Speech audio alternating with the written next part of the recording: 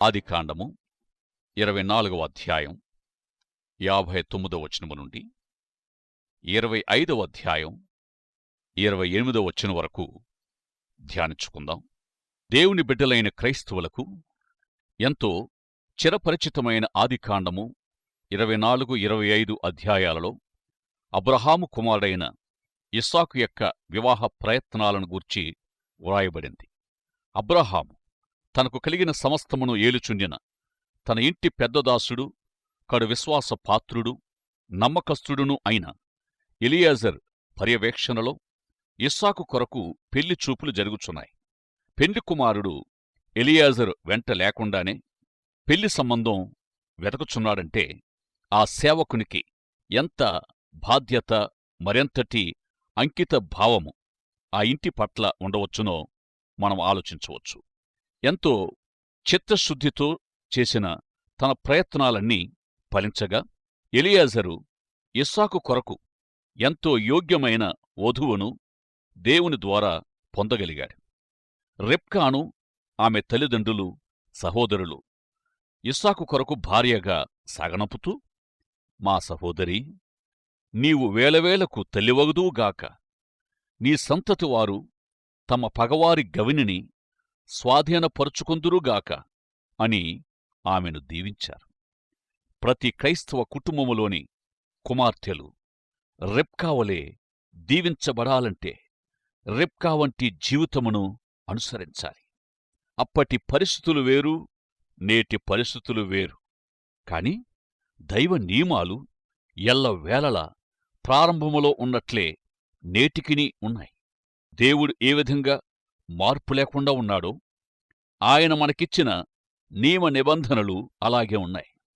రెబ్కా సంతతి శత్రువుల గవినిని స్వాధీనపరుచుకోవాలని దీవించబడ్డారు.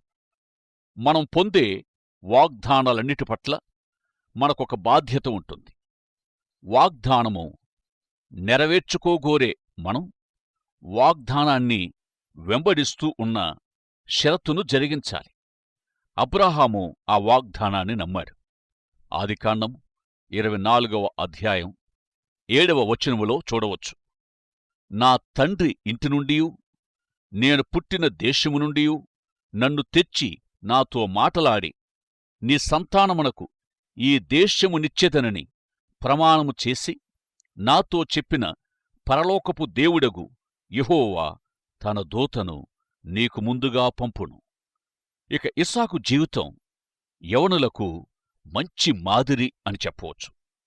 నిజానికి ఇస్సాకు ఎలా ప్రవర్తించినా తనకు అడ్డు తగిలేవారు ఎవరూ లేరు. అయినా సాయంకాలము ఇస్సాకు పొలములో ధ్యానిస్తూ ఉన్నాడని పరిశుద్ధ గ్రంథములో వ్రాయబడింది. కేవలం మ్రొక్కుబడి ప్రార్థనలు చేయడం లేదు సుమా.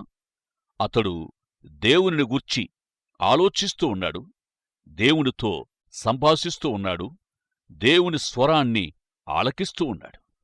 ప్రియ యవనస్తులారా, మీరు ఏమి వెతకుచున్నారు? మీరేమి ధ్యానిస్తున్నారు? మీరు ఏమి వింటున్నారు? మీరేమి చూస్తున్నారు? ఫేస్బుక్కులు, ట్విట్టరులు, వెబ్సైట్లు, యూట్యూబులా? వీటిని అసలు ఉపయోగించుకోవద్దు అనేది నా ఉద్దేశ్యం కాదు సుమా. ప్రపంచములో ఎంత జ్ఞానం ఉందో అదంతా తెలుసుకోవాలి, హృదయములో కూర్చుకోవాలి. కాని ఇస్సాకు వలె మీ జ్ఞాన సామర్థ్యాలన్నీ దేవునితో ముడిపడి ఉండేలాగా చూసుకోవాలి. అప్పుడు మీరు దారి తప్పే ప్రమాదం ఉండదు. జ్ఞానానికి ఎవరు వ్యతిరేకం కాదు. జ్ఞానాన్ని ఎవరు తిరస్కరిస్తారు? బుద్ధిహీనులే కదా. జ్ఞానానికి మూలమైన, జ్ఞానానికి ఆధారమైన, జ్ఞానమయున్న దేవునిపై ఆధారపడండి. దేవుణ్ణి అడగండి. తన జ్ఞాన వివేకముతో దేవుడు మిమ్ములను నింపుతాడు. మీ జీవిత సమస్యల్లో దేవుడు ఇస్సాకునకు సమాధానమిచ్చినట్లే మీకును తప్పక సమాధానమిస్తాడు, ఓదార్పునిస్తాడు, ధైర్యాన్నిస్తాడు. మీరు వెతకే విషయాలకు మంచి జవాబునిస్తాడు. మీ దుఃఖములను, మీ హృదయ వేదనలు అన్నిటినీ నివారిస్తాడు. ఇస్సాకు దైవ వరపుత్రుడను అనే సత్యాన్ని రుజువు చేసుకున్నాడు. ఆదికాండం 25వ అధ్యాయం 19, 20, 21 వచనాల్లో ఇస్సాకు తన ప్రార్థనా జీవితములో సఫలమైనట్టు చూస్తాం. ఇటువంటి సఫలత, ప్రార్థనకు జవాబు లోతైన భక్తి జీవితములో నుండి వస్తుంది. ఒకరు చేసేది ప్రార్థనా పరిచర్య. ఎవరి కొరకు వారే ప్రార్థనలో అభివృద్ధి చెందడం ప్రార్థనా జీవితం. ప్రార్థనా పరిచర్యకు అవసరమైన యోగ్యత, అర్హత లేక ఒక సర్టిఫికెట్ ప్రార్థనా జీవితము, ప్రార్థనా అనుభవం. ఇట్టి దైవిక యోగ్యత లేకుండా నీకోసము నేను ప్రార్థిస్తాను అని వాగ్దానము చేసిన ఫలితాలు రావు. అల్ప విశ్వాసపు స్థాయి దాటి దేవుని ప్రజలు ప్రార్థన అనుభవంలోనికి వచ్చినప్పుడు విశ్వాస ఫలితాలను తప్పక చూస్తాం. ఇస్సాకు చేసిన ఒక్క ప్రార్థనకు 2 కొడుకులు జన్మించారు. విశ్వాసి చేసే ప్రతి ప్రార్థనకు తాను అడిగి అనుకున్న వాటికంటే అత్యధికముగా దేవుడు చేస్తాడని క్రొత్త నిబంధనలో చదువుతున్నాం. ఇక ఇస్సాకు కుమారులు ఎదిగి యుక్త వయస్కులు అయినప్పుడు వారి వారి మార్గాలను, విధానాలను వారు ఎంపిక చేసుకున్నారు. వారి ఎంపికల మేరకే దేవుడు వారి జీవితములో పనిచేశాడు. దేవుడు మనుషుల జీవితాల్లో పనిచేసే విధానాన్ని ప్రశ్నించి తప్పుబట్టే శోధనలో క్రైస్తవులు చాలాసార్లు గురవుతుంటారు. తన ప్రజలకు సంభవించే వాటిలో, వారికి అనుగ్రహింపబడే వాటిలో దేవుని పొరపాటు ఎక్కడా ఉండదు. దేవుడు మనకేదో నష్టం, కష్టం జరిగించినట్లు, కీడు జరిగించినట్లు కొన్నిసార్లు తలస్తాం. దేవుని గురించి కొన్ని తప్పుడు అభిప్రాయాలు కూడా చాలామంది కలిగి ఉంటారు.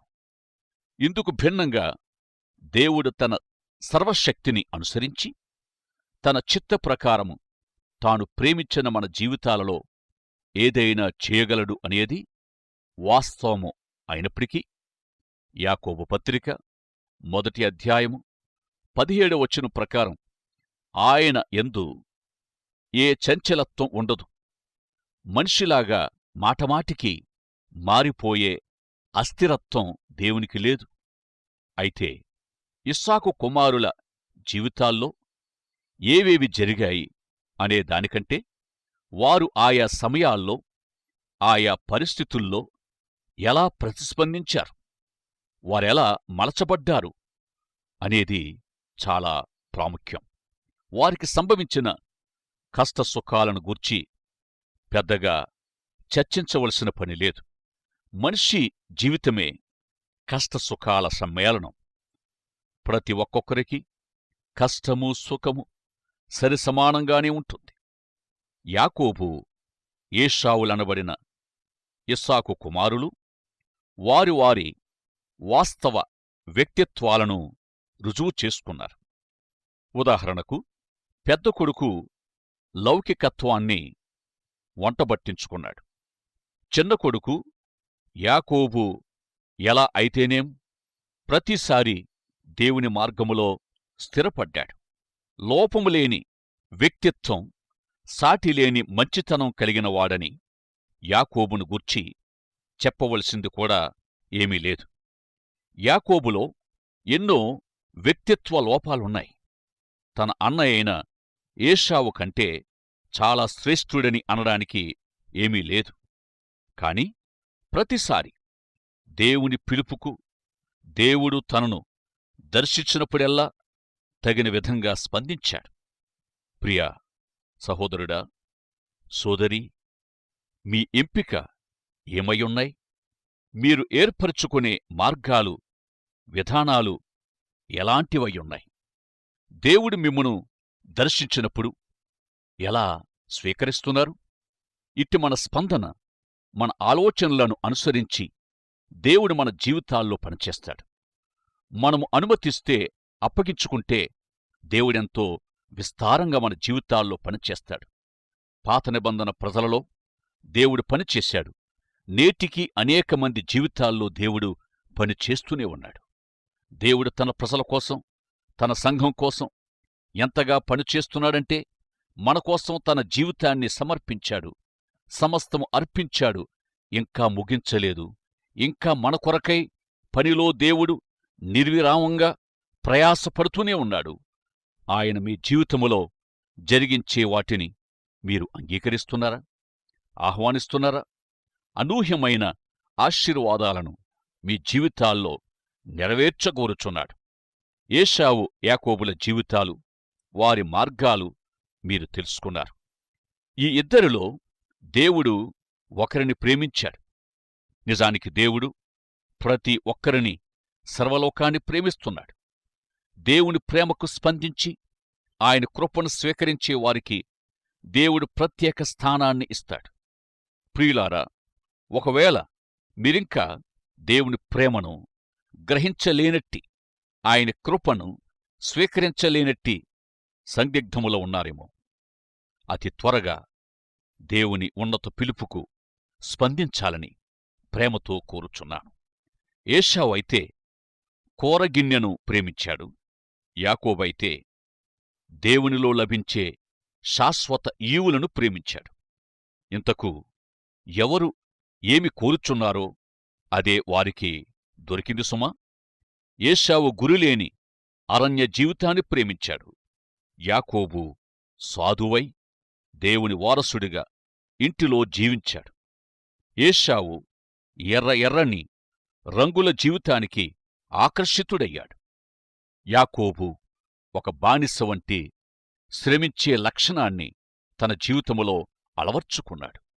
ఏశావు లోకాన్ని ప్రేమించాడు. యాకోబు దేవుని చేతి నుండి సమస్తము పొందాడు. ఏశావు జీవితములో అలసిపోయాడు, మృతమైన తలంపులతో ఉన్నాడు. యాకోబు దేవునియందు బలపర్చబడ్డాడు. యెహోవ కొరకు ఎదురుచూచువారు నూతన బలమును పొందుతారు. వారు పక్షిరాజువలే రెక్కలు చాపి పైకి ఎగురుతారు. అలయక పరుగెత్తుతారు. సొమ్మసిల్లక నడిచిపోతారు. నిరీక్షణతో సాగిపోతారు. యాకోబు తన అన్నయైన ఏశావు కంటే ఎక్కువ శ్రమలే అనుభవించాడు. కాని వాటిని దేవుని సహాయముతో జయించాడు. వెనుదిరగలేదు. తనను తాను పోగొట్టుకొనలేదు. దేనిని కోల్పోలేదు. దేవుని చేత బహుగా ఆశీర్వదించబడ్డాడు. దేవుని స్వరాన్ని ఆలకిస్తున్న ప్రియ సోదరుడా, సోదరి, మీరు ప్రేమిస్తున్నది ప్రభువైన యేసుదేవుణ్ణా లేక తాత్కాలికమైన ఈ లోకాన్నా? మీరు ఏమి వెదకుచున్నారు? మీరు ఏమి ధ్యానిస్తున్నారు? ఇస్సాకు వలె మీ జ్ఞాన సామర్థ్యాలన్నీ దేవునితో ముడిపడి ఉండేలాగా చూసుకోండి. మీ వ్యక్తిగత కుటుంబ అక్కరల కొరకు, అవసరతల కొరకు దేవునిపై ఆధారపడండి. దేవుని నడిపింపును కోరుకోండి. దైవాశీస్సులు. ఆమేన్.